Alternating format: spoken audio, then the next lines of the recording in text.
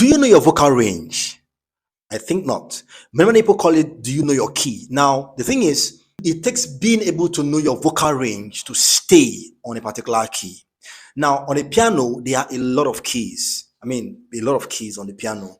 And then each one of them can represent the starting of a song.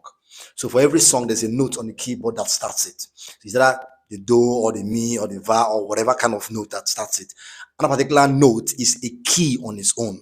Now, the vocal range is what determines whether you are able to sing that song through without having stress on your voice or without going out of the key you started with. A song may be done on a particular key, and then singing it on that key may not be okay for you because your vocal range is not strong enough to carry that song.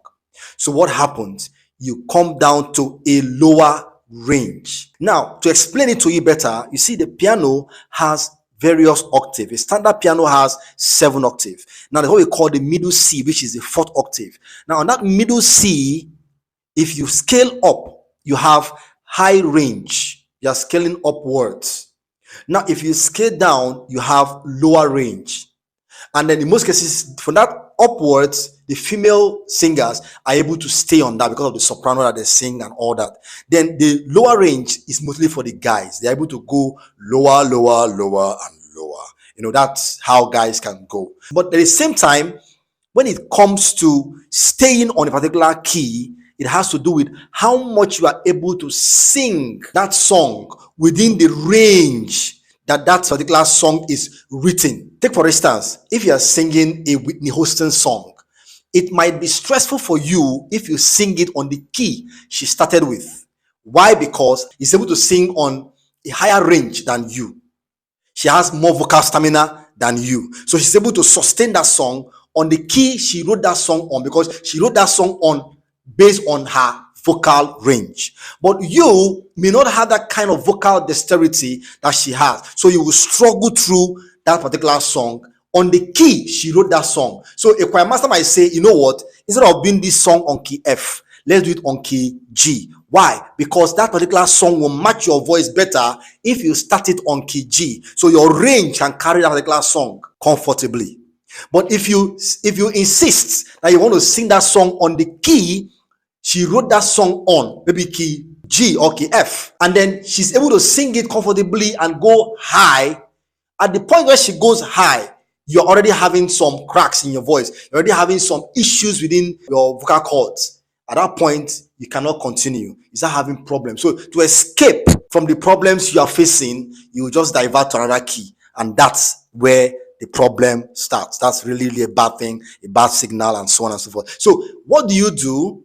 You work with your keyboardists to determine your range. In determining your range, you will know if you are to come down 2 or 3 tones lower than the song you wanted to sing initially. Because if you come down 3 tones lower, the range will now be comfortable for you to sing through. But if you stick to the key it is written for, you're going to have a problem because that range was not your range. So that's why most choristers have a problem. You see them shouting on the stage, screaming on their voice, because first of all, the song was not written with their range in mind. It was written with professionals' range in mind. So instead of bringing the song to a more convenient range for everybody to sing, they want to sing that song on the key it was initially written on. So you see them struggling on stage and everybody is going off key. The alto is singing something else, the tenor is shouting something else, and the soprano is just busy looking for air. And eventually the whole song gets messed up. When you are struggling with the key, people know.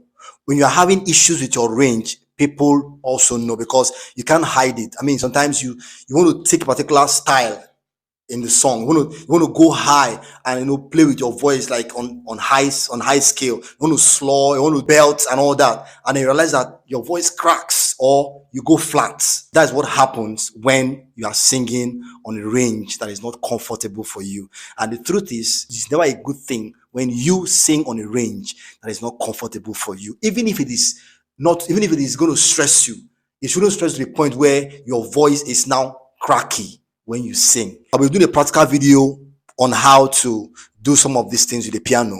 But for today, I just want to answer the question that was asked on this channel. And like I said, I'll be here to guide you through when it comes to singing, stage management, and all has to do with choir and so on and so forth. I'll be here to assist you. So if you follow me, believe me, you're going to get a lot of value for your follow. So make sure you follow me so you can learn much more about these things. And if you have any question, please, I will do a video like this to reply you if it requires a video. And I'll make sure, even if you don't understand, I will still do another video again to give you a proper understanding of what we are talking about. All right, God bless you. You take care of yourself. See you on my next video.